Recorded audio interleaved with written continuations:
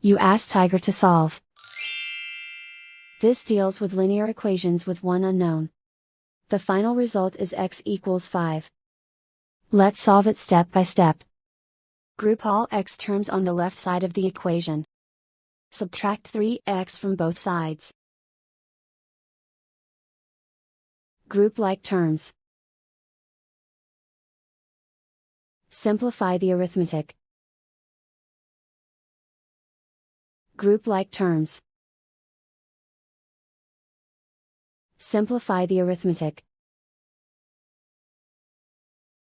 Group all constants on the right side of the equation.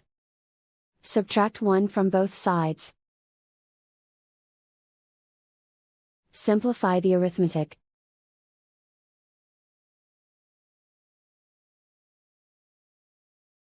Convert the x into a positive number. Multiply both sides by -1.